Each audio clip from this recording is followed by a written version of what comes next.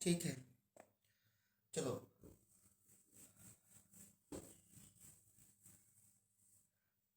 Thermodynamics में हम लोगों ने कल क्या सीखा था?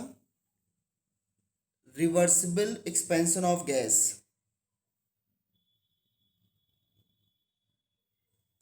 ठीक है,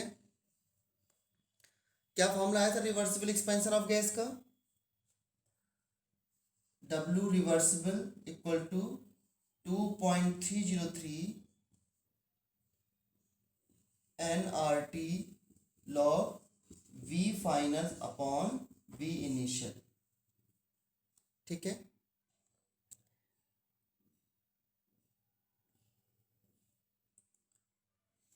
आज हम सीखेंगे work done in irreversible process.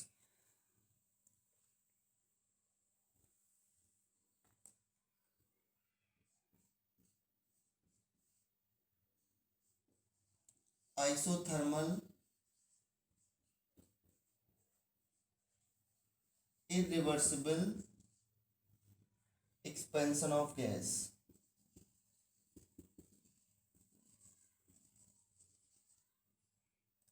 Isothermal irreversible expansion of gas।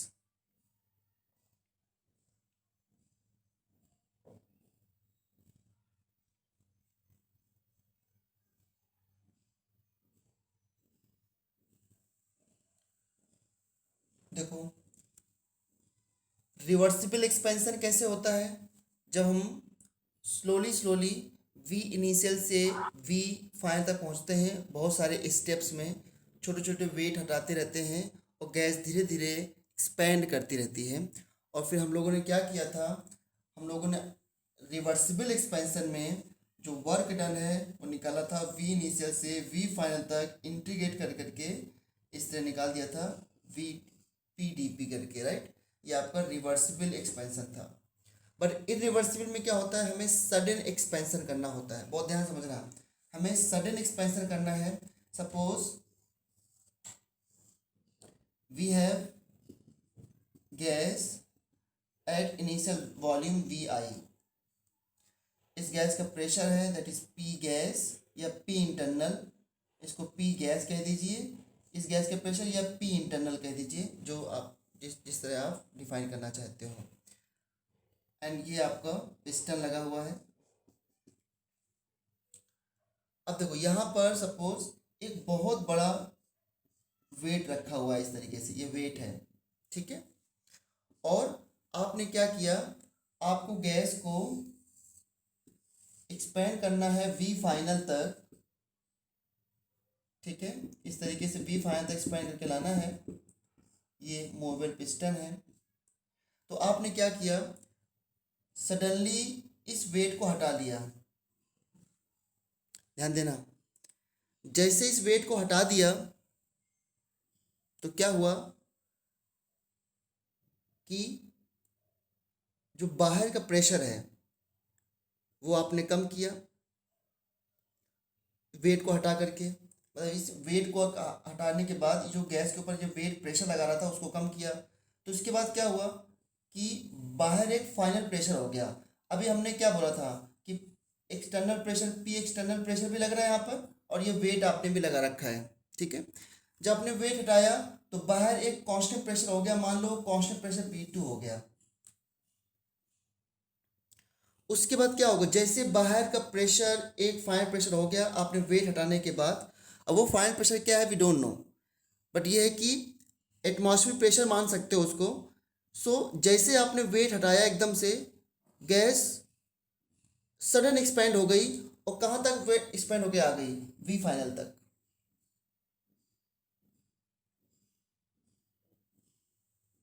समझ रहे हो आप? जैसे आप देखो, तो यहाँ पर एक चीज ध्यान देना कि हमने फाइनल प्रेशर पहले से कांस्टेंट कर दिया है।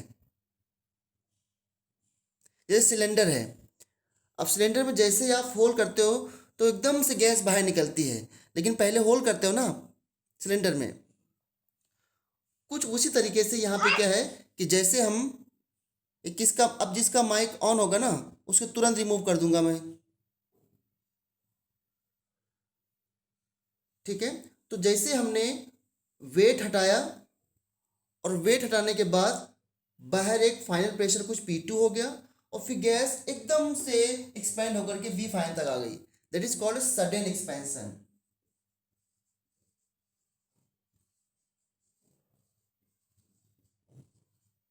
Sudden expansion. अब मुझे बताओ, क्या आप जो फाइनल प्रेशर है और यहाँ पर आपको इनिशियली जब गैस एक्सपैंड नहीं हुई है तो ये गैस का था initial pressure, that is P gas. क्या पी गैस और फाइनल प्रेशर P2 के बीच में कोई और प्रेशर आप निकाल सकते हो क्या? यस या नो? अगर एकदम सडन एक्सपेंशन कर रहे हैं, हमने एकदम से वेट हटा दिया तो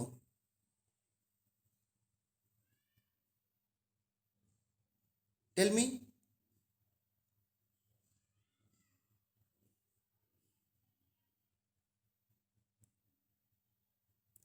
अगर आपने ये एकदम से मान लो एक बहुत बड़ा पत्थर का टुकड़ा आपने रख दिया यहाँ पर और इसको एकदम से हटा दिया तो गैस एकदम से एक्सपेंड कर जाएगी और फाइनल प्रेशर P2 तक एक्सपेंड होकर चले जाएगी। तो मैं कह रहा हूँ और ये बहुत ही सडन एक्सपेंशन होगा, तो क्या पी गैस पहले इनिशियल प्रेशर क्या था? मान लो ये पी गैस है और फाइनल प्रेशर क्या है? P2 है, या पी एक्सटर्नल ही बोल दो, ठीक है। तो गैस एकदम सडन एक्सपेंशन करेगी तो क्या पी एक्सटर्नल और पी गैस के बीच में कोई और प्रेशर निकाल सकते हो? यहाँ पे आप नहीं निकाल सकते। Atmosphere pressure. हाँ, वही एटमॉस्फेयर प्रेशर तो बाहर हो गया ना। अगर आप रिवर्सिबल एक्सपेंशन करते हो, रिवर्सिबल एक्सपेंशन, तो रिवर्सिबल एक्सपेंशन में क्या करते हो आप? छोटा सा वेट हटाते हो, थोड़ा सा एक्सपेंड होता है, क्या वहाँ प्रेशर बताया जा सकता है? यस। मैं ये बोल रहा हूँ कि जब आप ये रिवर्सिबल एक्सपेंशन करते हो, जैसे मान लो इनिशियल वॉल्यूम VI था, अब आपने छोटे छोटे वेट रखे हैं ऐसे, तो वे एक वेट हटाया, गैस यहाँ तक आ गई, क्या फिर से गैस का प्रेशर बताया जा सकता है? यस। फिर छोटा सा वेट हटाया, गैस यहाँ तक आ गई, फिर प्रेशर बता सकते हो। फिर छोटा सा प्रेशर हटाया, फिर छोटा सा वेट हटाया, गैस यहाँ तक आ गई। हर एक स्टेप में गैस का प्रेशर बताया जा सकता है जब आप V इनिशियल से V फाइनल तक एक्सपेंड कर रहे हो। लेकिन जब इरिवर्सिबल एक्सपेंशन होता है तो प्रेशर कहाँ बता सकते हो? केवल V इनिशियल पे और केवल V फाइनल पे। अंडरस्टूड? क्योंकि ये सडन एक्सपेंशन है। जैसे आपने हटाया करके गैस एकदम से एक्सपेंड हो गई और वो V फाइनल तक आ गई। समझे? तो you can find the pressure of the gas at initial point VI, eight initial volume VI and final volume VF। तो जो इरिवर्सिबल एक्सपेंशन होता है इसमें सडन एक्सपेंशन होता है, एक बड़ा सा वेट एकदम से हटा लिया जाता है और जब वेट हटाने के बाद गैस एक्सपेंड होती है। वेट हटाने से पहले गैस एक्सपेंड नहीं हो रही है, ठीक है। तो वेट हटाने के बाद गैस एक्सपेंड हो रही है, यानी कि वेट हटाने के बाद जो भी फाइनल प्रेशर हो गया that is P external you can say, या इसको P2 मान लो या पी एक्सटर्नल रहने दो, एटमॉस्फेरिक प्रेशर रहने दो, तो ये उसके अगेंस्ट एक्सपेंड कर जाएगी। तो अब मुझे बताओ यहाँ पे वर्क डन क्या आएगा? W irreversible. तो यहाँ पे वर्क डन में क्या इंटीग्रेशन करना पड़ेगा क्या? यस या नो?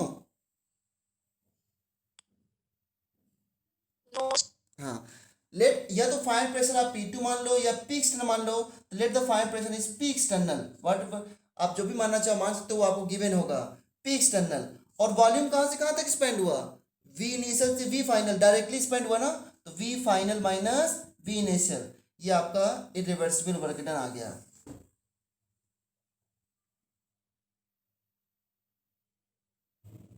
बस इतना करना है, यहाँ पे कोई है ही नहीं है। आपको बस डायरेक्ट चेंज किया ना, आपको दो ही पता है प्रेशर, V फाइनल पता है, दो वॉल्यूम पता है, V फाइनल और V इनिशियल, उसी वॉल्यूम पे आप प्रेशर भी बता सकते हो क्या होगा।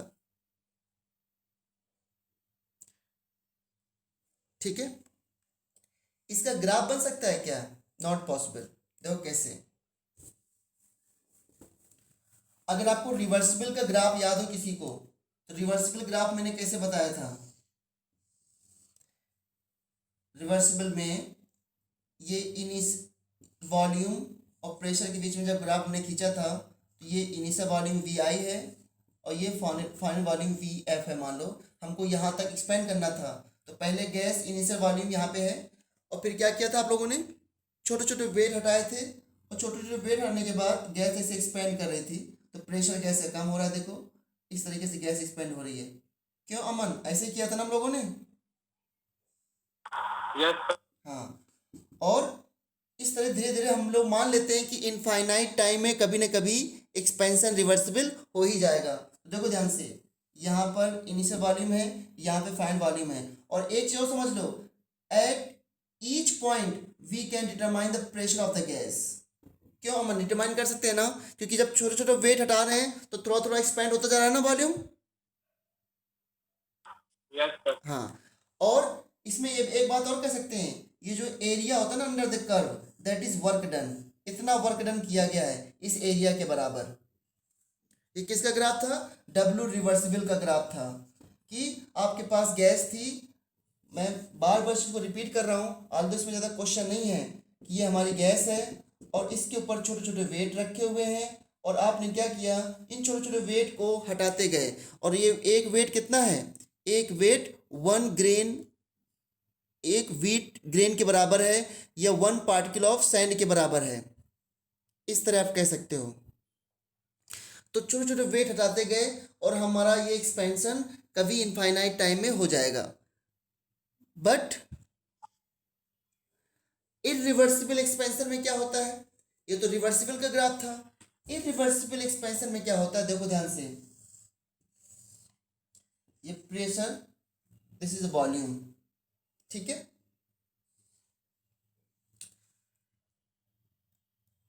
क्या इरिवर्सिबल एक्सपेंशन को हम ग्राफ से कैसे दिखाएं? पहले ये हमारा इनिशियल वॉल्यूम वी आई है, और ये हमारा फाइनल वॉल्यूम वी एफ है। ध्यान समझना बहुत अच्छे से, क्योंकि ये ग्राफ बना नहीं एनसीईआरटी में। देखो अभी गैस हमारी यहाँ पे थी, उसके बाद उस गैस से कुछ प्रेशर था, दैट इज, क्या बोला था मैंने, कि ये हमारी गैस है, और इस गैस का प्रेशर क्या है? पी गैस है। इस गैस का प्रेशर है पी गैस, या इसको हमने P1 मान लो, या जो भी है, ये प्रेशर ऑफ द गैस है इनिशियली, ठीक है, that is the initial pressure of the gas. Pi मतलब initial pressure of the gas when the volume is Vi।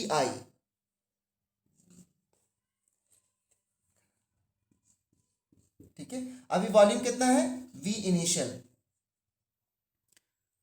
अब इसको सडन आपको एक्सपेंड करना है V फाइनल तक, यहां पर V फाइनल तक एक्सपेंड करना है, और एकदम से बड़ा वेट हटा करके। तो बताओ जरा मुझे, जैसे आपने एक बड़ा वेट हटाया, जो कि मैंने कहा था आपसे अभी, कि एक ये बहुत बड़ा पत्थर का टुकड़ा आपने रख दिया है, और इस पत्थर के टुकड़े को आप अभी हटा देंगे। जैसे हटाया पत्थर का टुकड़ा, बाहर का प्रेशर एक कांस्टेंट प्रेशर पे पहुंच गया, क्योंकि बाहर पहले कितना वेट लग रहा था? पी एक्सटर्नल, और प्लस ये वेट, इतना इतना इतना इस पर प्रेशर लग रहा था, इस गैस के ऊपर इतना फोर्स लग रहा था इस गैस के ऊपर, सो दैट कि जो है वो एक्सपेंड ना हो पाए। अब इसके बाद हमने ये हटा लिया, तो पहले बाहर का प्रेशर कुछ कांस्टेंट हुआ, अब गैस एकदम से एक्सपेंड करेगी। क्यों? क्योंकि बाहर का प्रेशर आपने कुछ कम कर दिया है एकदम से। ठीक है, तो देखो, लेकिन गैस कब एक्सपेंड करेगी?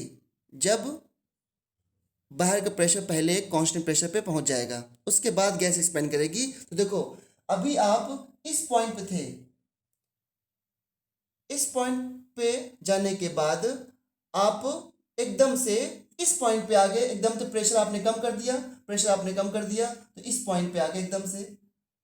ठीक है, प्रेशर एकदम से कम कर दिया तो ऐसे आ गए एकदम से, तो इसको ग्राफ में दिखा नहीं सकते हैं। प्रेशर आपको मान लो यहाँ पे कम हुआ, ऐसे प्रेशर कम हुआ, यहाँ पे आ गए, तो एरिया अंडर द कर्व ऐसे कह सकते हो कि इतना सा वर्क डन हुआ होगा। लेकिन इरिवर्सिबल एक्सपेंशन को आप ग्राफ से नहीं दिखा सकते। क्यों? क्योंकि वी इनिशियल प्रेशर पता है हमको, और या तो फाइनल प्रेशर पता है, और फाइनल प्रेशर कहाँ पे? यहाँ पे पता है। तो एकदम से हम इस पॉइंट से इस पॉइंट पे आ गए, that is the final pressure, P final या पी एक्सटर्नल कह सकते हो। तो रफली हम ये कह सकते हैं कि इनिशियल प्रेशर हमारा यहाँ से यहाँ तक पहुँच गया, ऐसे, मतलब इस पॉइंट को मैं ऐसे कर सकता हूँ कि ऐसे पहुँच गया, लेकिन इसको ग्राफ में नहीं दिखा सकते हैं, क्योंकि वी हैव 2 पॉइंट्स ओनली। एकदम से पहले फाइनल प्रेशर पहुँच गए और फिर एक्सपैंड हुआ वॉल्यूम। तो वैसे भी अगर देखा जाए तो एरिया अंडर द कर्व किस में कम आएगा? रिवर्सिबल में या इरिवर्सिबल में? इरिवर्सिबल में। तो वर्क डन ज़्यादा किस में हुआ है? अगर देखा जाए तो वर्क डन रिवर्सिबल प्रोसेस में ज़्यादा हुआ है with respect to irreversible process में।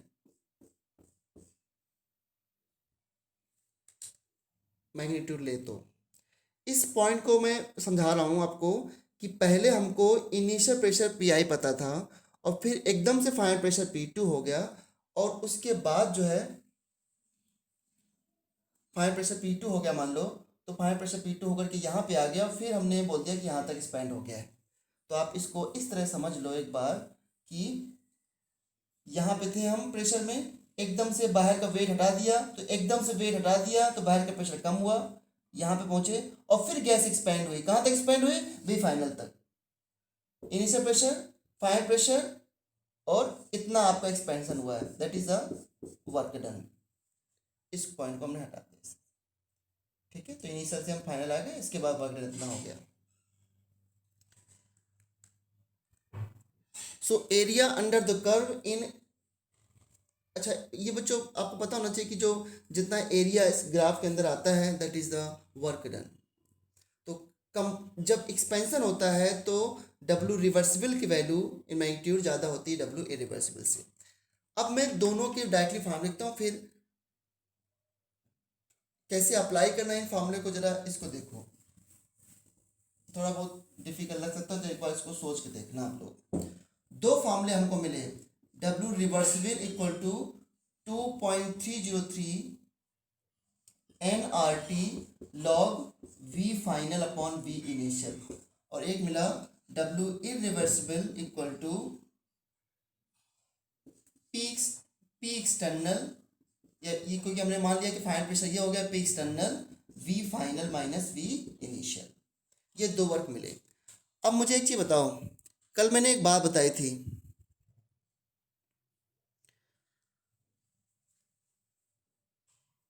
एक्सपेंशन जब मैंने किया था,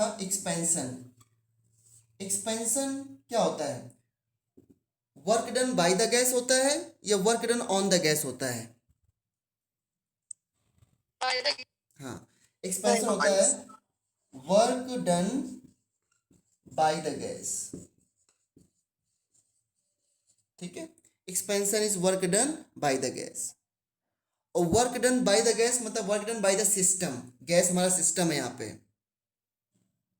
ठीक है, सिस्टम है ना, गैस का मतलब वहाँ पे सिस्टम है। Now tell me, work done by the gas मतलब गैस की एनर्जी लॉस हुई या गेन हुई?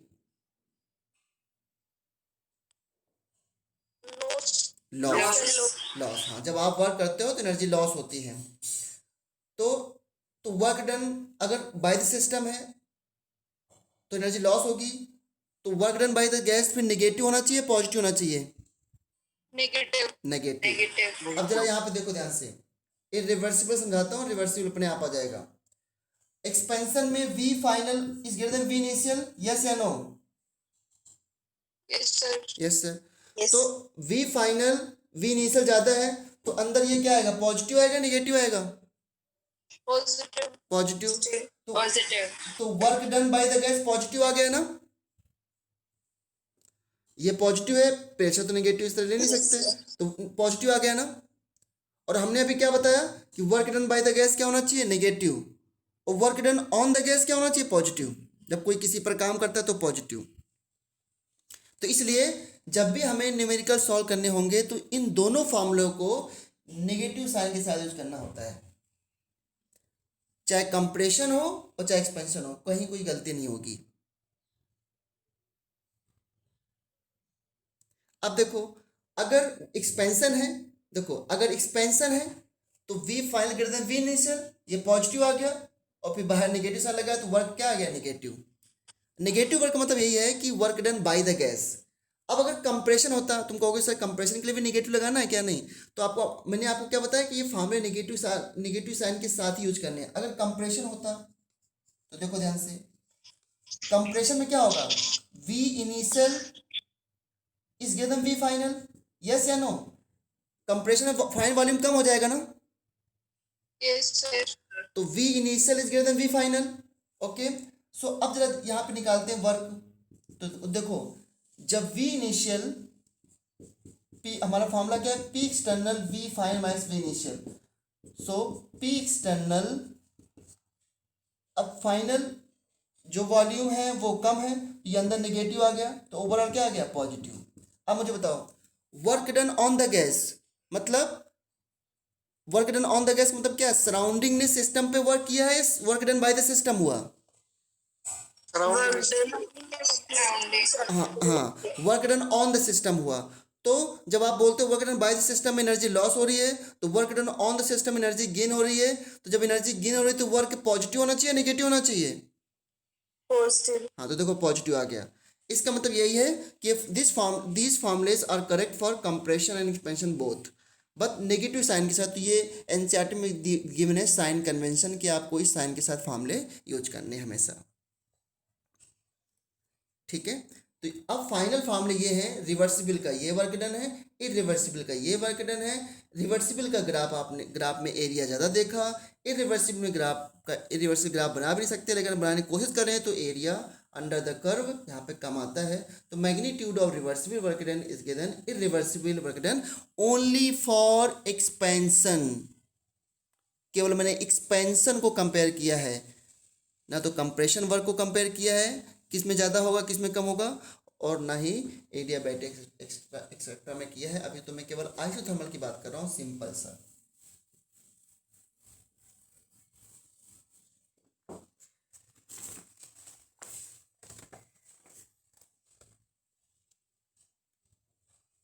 एक न्यूमेरिकल में देखता हूँ,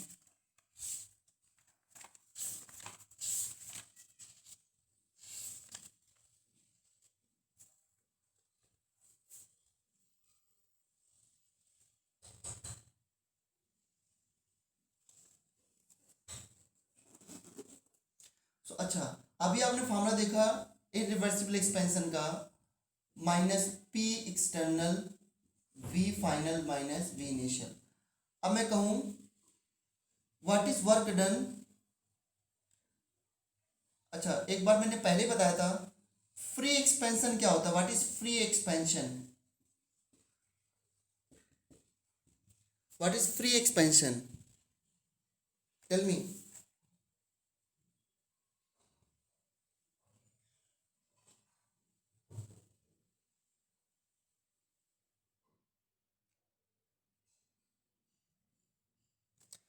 इसको बता चुका हूं मैं, what is free expansion.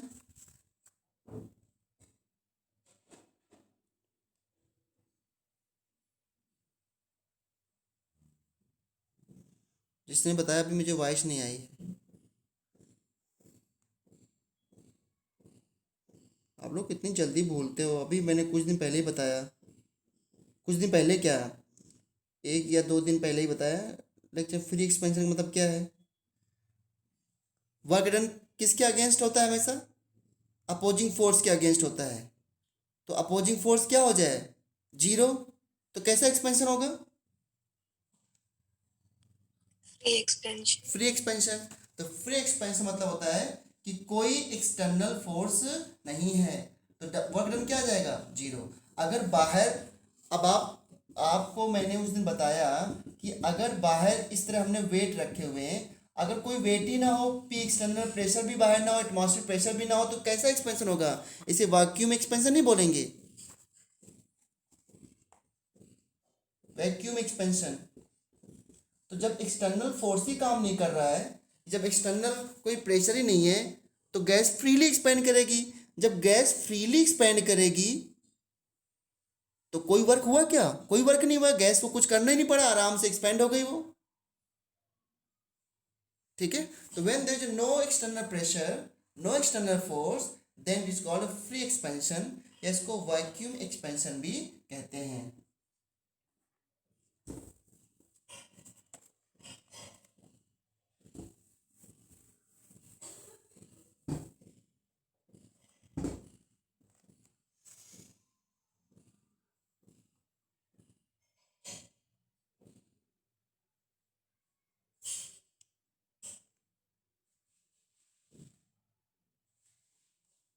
Question है, a gas expands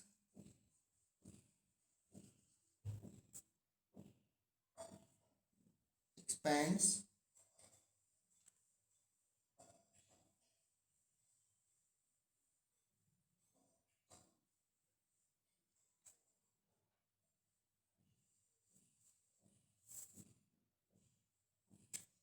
दूसरा क्वेश्चन देता हूँ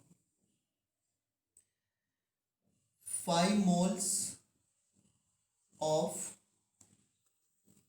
an ideal gas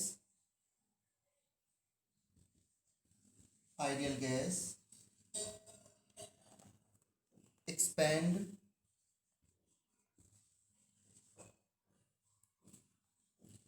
isothermally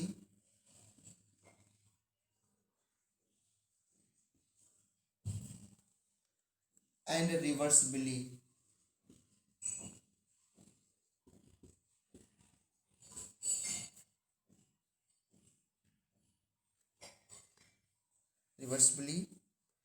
from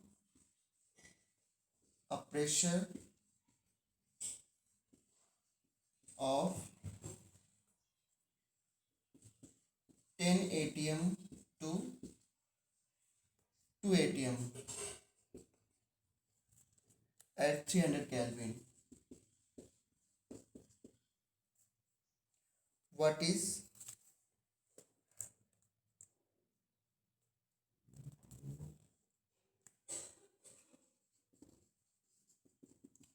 work done? Expand हुआ है ना, work done by the gas.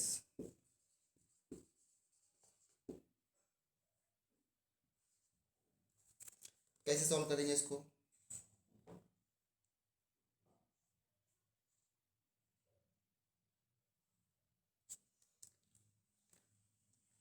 अब देखो वॉल्यूम नहीं दिया, बोला प्रेशर 10 एटीएम से 2 एटीएम कर दिया गया है गैस का एक्सपेंड करके। तो पहले अच्छा बताओ, एक्सपेंशन में गैस का प्रेशर कम होगा ना फाइनली, गैस का प्रेशर, यस या नो? जब एक्सपेंड हो रही है तो गैस का वॉल्यूम बढ़ रहा है तो गैस का प्रेशर कम होगा नहीं कम होगा? हाँ, तो गैस का प्रेशर अगर कम हो रहा है तो दैट मीन्स गैस का एक्सपेंशन ही हो रहा है। और इसमें मेंशन कर रखा है रिवर्सिबली, तो हमको रिवर्सिबल का फॉर्मूला लगा देना है, W reversible equal to -2.303 nRT log base में 10 होता है ये V final upon V initial. तो -2.303 इंटू n कितने मोल्स थे बच्चों? 5 मोल्स। R की वैल्यू क्या लोगे यहाँ पर? R की वैल्यू क्या लोगे? अब जो वर्क डन है देखो यहाँ पे वॉल्यूम की वॉल्यूम्स, अच्छा वॉल्यूम दे रखा है और सॉरी हमको यहाँ पे वॉल्यूम नहीं दे रखा है, प्रेशर दे रखा है। तो क्या करेंगे बच्चों, रिवर्सिबल वर्क डन आइडियल होता है, आइडियल। तो क्या हम लोग क्या रख सकते हैं, V final upon V initial की प्लेस पर हम लोग प्रेशर के टर्म में we know that P1 V1 equal to P2 V2, ऐसे कह सकते हैं P initial V initial P final V final. तो क्या आ जाएगा, V फाइनल उधर कर दिया हमने, तो V final upon V initial equal to क्या आ जाएगा, P initial upon P final. क्यों बच्चों, ऐसा कर सकते हैं ना, यस या नो?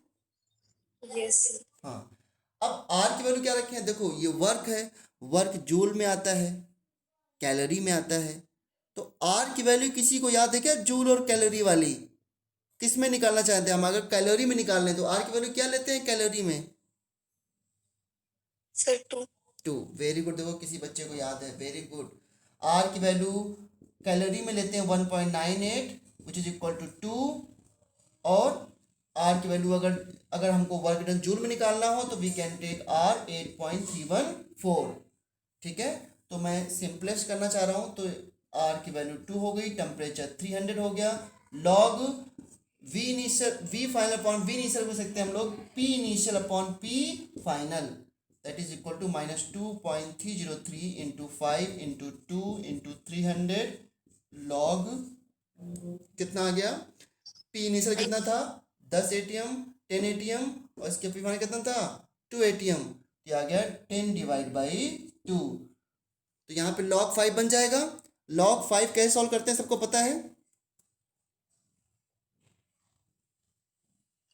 log 10 minus log 2. हाँ, log 10 माइनस log 2।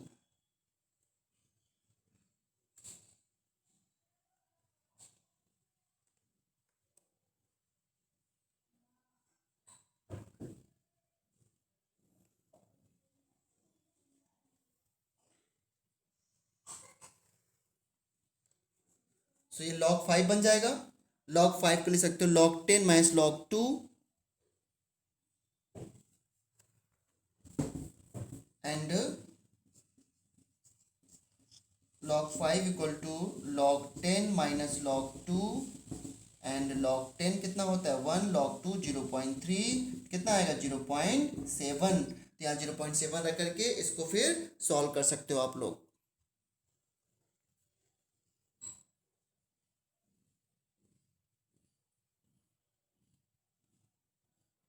ठीक है, अब इसको सॉल्व खुद ही करना है, बस मैंने इतना बता दिया। इसका आंसर जो है, आंसर मेरे पास जूल में है इसका, और मैंने कैलोरी में निकाल दिया है। तो कोई बात नहीं, मुझे तो ये सिखाना था कि आपको कैसे सॉल्व करना है। ओके, अब हम लोग को जो 4 थर्मोडायनामिक्स फंक्शन पढ़ने हैं, कौन कौन से, internal energy you, enthalpy H, entropy S और गिब्स फ्री एनर्जी जी। तो सबसे पहले में स्टार्ट करते हैं इंटरनल एनर्जी से। तो फर्स्ट थर्मोडायनामिक फंक्शन पढ़ने जा रहे हैं internal energy.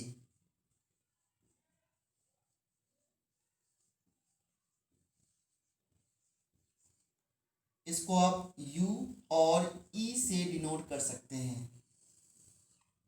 So can anyone define internal energy क्या होती है? How to define internal energy?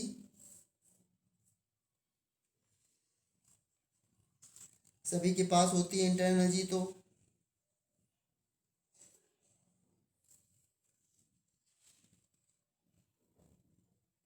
Energy within a system.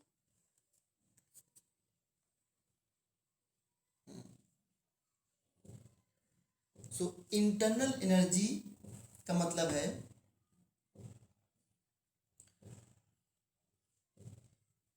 Total energy of the system. ये तो होगा इंटरनल एनर्जी। अब देखो ध्यान से, अब अभी डेफिनेशन बताने से पहले, डेफिनेशन में कुछ नहीं है, पहले समझो ध्यान से।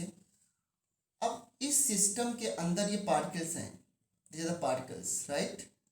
अब ये पार्टिकल मूव कर रहे हैं, कोई इधर मूव कर रहा है, कोई इधर मूव कर रहा है, इधर मूव कर रहा है, इधर मूव कर रहा है। अच्छा, इन पार्टिकल के बीच में फोर्स ऑफ अट्रैक्शन भी है, क्योंकि पार्टिकल्स हैं तो उनके बीच में कुछ अट्रैक्शन भी हो सकता है।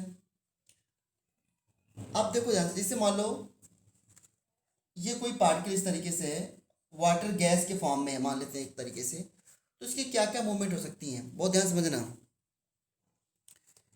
ये बॉन्ड जो होते हैं ना, ये जो बॉन्ड आप दिख रहे हो, जो बॉन्ड आपको दिख रहे हैं बच्चों, ये बॉन्ड, ये वाले, जैसे ये बॉन्ड है बिटवीन ऑक्सीजन एंड हाइड्रोजन। ये बॉन्ड ऐसे रेस्ट में नहीं होते हैं, ये बॉन्ड भी ऐसे वाइब्रेट करते रहते हैं हमेशा, ऐसे ऐसे करते हैं, वाइब्रेट करते रहते हैं, वाइब्रेशन होता रहता है बॉन्ड का। तो इससे जो एनर्जी प्रोड्यूस होती है that is called vibrational energy. ये मॉलिक्यूल रोटेट भी करता रहता है, देखो कैसे, यहाँ पर H1 है, ये H2 मान लो, ये हाइड्रोजन को थोड़ी देर के लिए इसको घुमा दो एक्सिस के थ्रू, इस एक्सिस के थ्रू घुमा दिया हमने, तो क्या हुआ H2, और यहाँ पे क्या आ गया H1। ये इसे क्या बोलते हैं, रोटेशन। क्या बोलते हैं इसको, रोटेशन। तो मॉलिक्यूल इतने छोटे हैं, इनकी न जाने कितनी टाइप की एनर्जी है। सो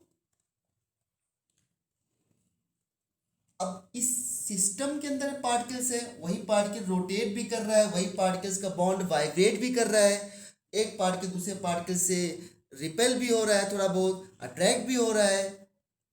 एक्स एक्सिस में मूव कर रहा है पार्टिकल, वाई एक्सिस में मूव कर रहा है, जेड एक्सिस में मूव कर रहा है।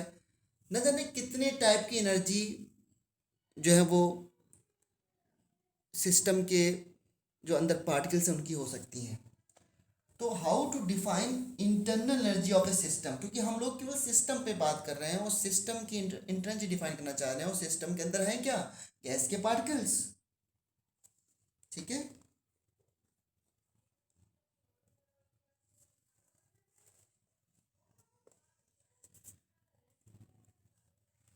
पहली बात देखो, इंटरनल जो होता है it is a state function, it is a state function completely. ये कैसे मैं अभी समझाऊंगा आपको। It is a state function, आप तो पहले बता चुका हूँ। स्टेट फंक्शन क्या होते हैं, जो फाइनल और इनिशियल पे डिपेंड करते हैं, ठीक है। तो एनर्जी क्या होगी, it is total energy of the system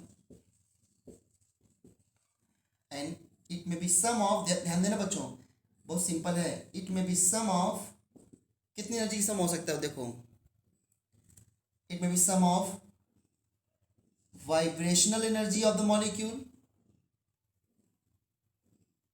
vibration को मैं वी लिख रहा हूँ केवल, आपको वाइब्रेशन एनर्जी, रोटेशन एनर्जी ये पढ़ना नहीं है, बस डेफिनेशन में बता रहा हूँ कि एक मॉलिक्यूल बहुत तरीके से जो है वो एनर्जी पोजेस कर सकता है। सो इट में बी वाइब्रेशनल एनर्जी, इट में बी रोटेशनल एनर्जी, इट में बी मॉलिक्यूल आपस में अगर इंटरेक्ट करते हैं इट में B binding energy,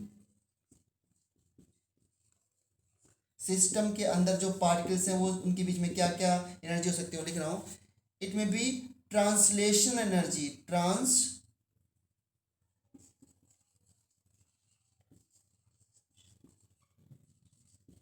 translation energy, it nuclear energy, बहुत सारी एनर्जी हो सकती हैं। क्या बच्चों आपने ट्रांसलेशनल एनर्जी का नाम सुना है क्या, यस या no? No sir. Okay, translation energy जो है ये आती है अगर पार्टिकल एक्स में मूव करता है, कि वाई में मूव कर रहा है या जेड में मूव कर रहा है, that is translation energy, translation energy. और देखो पार्टिकल क्या हो सकता है, काइनेटिक एनर्जी, देखो न जाने कितनी सारी एनर्जी हो सकती है, मैं बाबा कह रहा हूँ। तो मैंने क्या किया, आइडियल गैस में जो मेन कंट्रीब्यूशन होता है एनर्जी में वो होता है काइनेटिक एनर्जी का। तो इन सभी एनर्जी को, जो भी बहुत सारी एनर्जी है पार्टिकल्स के अंदर, उसको मैंने लिख दिया यू नॉट, ये सभी यू नॉट में आ गया। और मेन कंट्रीब्यूशन है काइनेटिक एनर्जी का। और किसी को याद है जब हम लोगों ने स्टेट्स ऑफ मैटर पढ़ा था तो उसमें काइनेटिक एनर्जी का फॉर्मूला क्या लिखा था हम लोगों ने,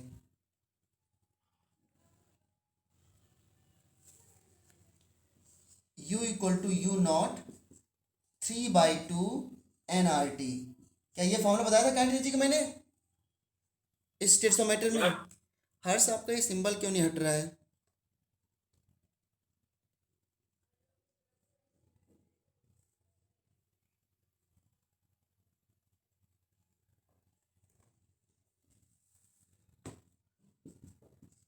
U equal to U naught plus 3/2 nRT, ठीक है।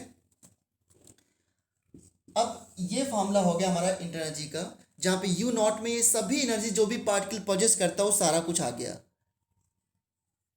और जो मैंने लिखी ना ये बहुत सारी हो सकती है, vibrational, rotational, translation, binding, nuclear, और न जाने कितनी एनर्जी हो सकती है जो पार्टिकल सिस्टम के अंदर है। एक पार्टिकल छोटा है वो बहुत सारी एनर्जी को पोजेस कर सकता है। और वाइब्रेशन, रोटेशनल, ट्रांसलेशन ये सब निकालना काफ़ी मुश्किल है, एंड अदर एनर्जी भी। तो अब मुझे बताओ ज़रा, क्या हम एब्सोल्यूट वैल्यू, एब्सोल्यूट समझते हो ना, रियल वैल्यू, क्या किसी भी सिस्टम की हम लोग एब्सोल्यूट इंटरनल एनर्जी निकाल सकते हैं क्या? बिल्कुल रियल एनर्जी निकाल सकते हैं। Can we find absolute value of energy, मतलब बिल्कुल एग्जैक्ट किसी सिस्टम की एनर्जी निकाल सकते हैं क्या? The answer is no. Why? क्योंकि यू नॉट तो बहुत सारी एनर्जी का सम है ना, कुछ एनर्जी हमें पता है और कुछ एनर्जी नहीं भी पता है। इसलिए यू नॉट के बारे में हमको पूरी कंप्लीट इंफॉर्मेशन नहीं है, बहुत डिफिकल्ट है हर एनर्जी को अलग अलग निकालना और इसके बाद सम अप करना, दैट इज़ वेरी डिफिकल्ट या इम्पॉसिबल है एकदम एग्जैक्ट बताना। तो फिर अगर यू नॉट एग्जैक्टली नहीं बता सकते तो फिर यू एग्जैक्टली नहीं बता सकते, और जब यू की वैल्यू एग्जैक्टली नहीं बता सकते तो फिर हम पढ़ क्यों रहे हैं? जब हम किसी की एग्जैक्ट वैल्यू निकाल सकते हैं। क्या ये पॉइंट आपको समझ में आया है कि यू की वैल्यू एग्जैक्टली क्यों नहीं बता सकती है? Because you not is some of so many of energy. वो बड़ी बहुत छोटी वैल्यूज हों, मेन कंट्रीब्यूशन एनर्जी में काइनेटिक एनर्जी का ही है आइडियल गैस के लिए।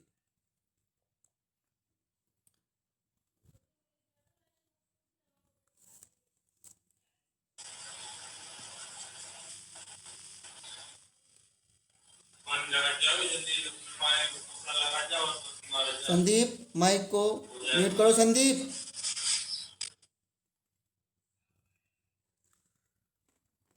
ओके, तो क्वेश्चन है कि फिर इंटरनल एनर्जी जब हम एब्सोल्यूट वैल्यू नहीं निकाल पा रहे हैं तो क्या करेंगे? तो एक्चुअली हम एब्सोल्यूट वैल्यू पे इंटरेस्टेड भी नहीं है। हमको पढ़ना क्या था? हमें ये पढ़ना था कि कैसे सिस्टम की एनर्जी चेंज होती है जब सिस्टम वर्क करता है, या सिस्टम पर वर्क होता है, या कोई रिएक्शन होती है, या जो भी है। तो वी कैन नॉट फाइंड, मैं अभी बता रहा हूँ, we can not find absolute value of internal energy, but we can, बच्चों ये दिखाई दे रहा है मैं जो लिख रहा हूं?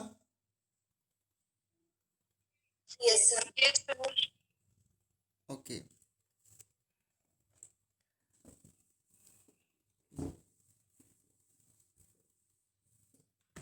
सर बट क्या आगे क्या लिखा था? हाँ मुझे फिर से लिखूंगा।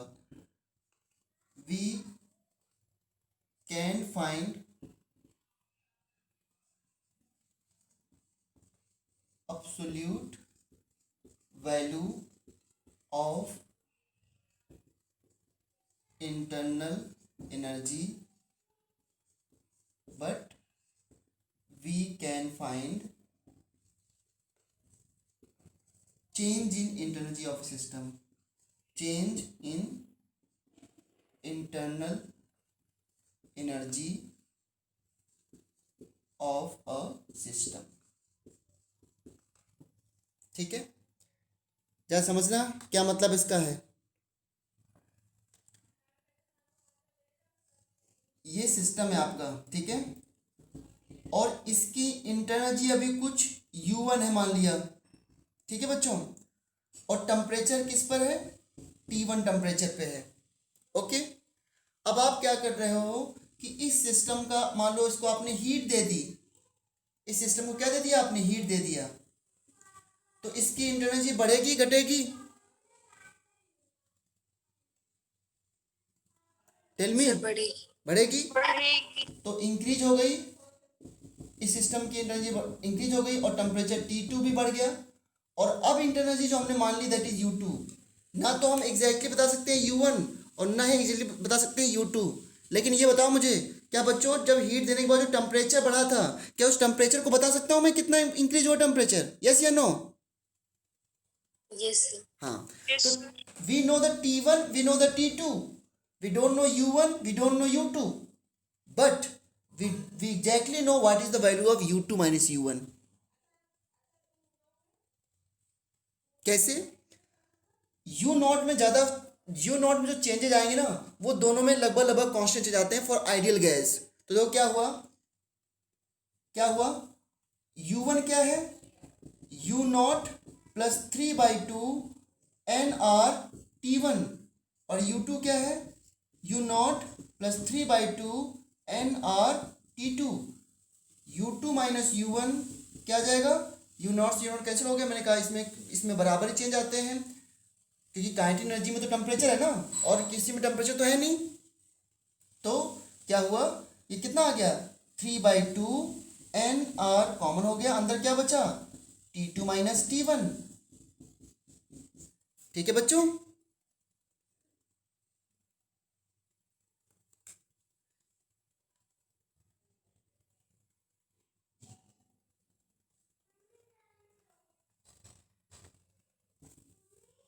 मैंने U2 की वैल्यू ये लिखी है, U2 equal to U naught plus plus 3/2 nRT2 और फिर U2 माइनस U1 कर दिया तो 3/2 nRT2 माइनस T1 आ गया। तो क्या U2 माइनस U1 को मैं डेल्टा U लिख दूं या DU लिख दूं? तो डेल्टा U इक्वल टू क्या आ जाएगा, U0 से U0 कैंसिल हो गया, सॉरी U0 से, हाँ, तो क्या आंसर आ गया, delta U equal to 3/2 nR delta T। बच्चों बताओ मुझे, गैस के मोल्स पता होंगे, गैस कांस्टेंट R पता होगा, T2 पता होगा और T1 पता होगा, तो क्या मैं U2 माइनस U1 नहीं फाइंड कर सकता हूँ? Tell me. Yes sir. हाँ, तो मैं यही इसी बात पे तो हम इंटरेस्टेड हैं। हम एब्सोल्यूट वैल्यू जानना नहीं चाहते हैं, हम ये नहीं चाहते हैं कि किसी सिस्टम के अंदर टोटल एनर्जी क्या है, we are not interested in that. हम केवल ये इस बात पे इंटरेस्टेड हैं कि अगर सिस्टम एक्सपैंड कर गया तो एक्सपैंड करने से उसके टेम्परेचर अगर आइसोथर्मल है, अच्छा बताओ, अभी मैंने आइसोथर्मल एक्सपेंशन का एक क्वेश्चन आ गया माइंड में, अभी हमने आइसोथर्मल एक्सपेंशन किया है, आइसोथर्मल एक्सपेंशन में टेम्परेचर क्या रहता है? कांस्टेंट। तो इंटरनल, हाँ, तो बताओ इंटरनल एनर्जी का चेंज कितना आएगा फिर? जीरो। Very good. तो इसका मतलब क्या है, आइसोथर्मल एक्सपेंशन में इंटरनल एनर्जी में चेंज आता है, लेकिन केवल क्योंकि isothermal expansion of the reversible gas जो है आइडियल है, तो इसलिए उसमें इंटरनल एनर्जी में चेंज नहीं आता है, चेंज नहीं आता है, ठीक है ना। U2 माइनस U1 क्या आ जाएगा, जीरो, क्योंकि आइसोथर्मल के लिए फॉर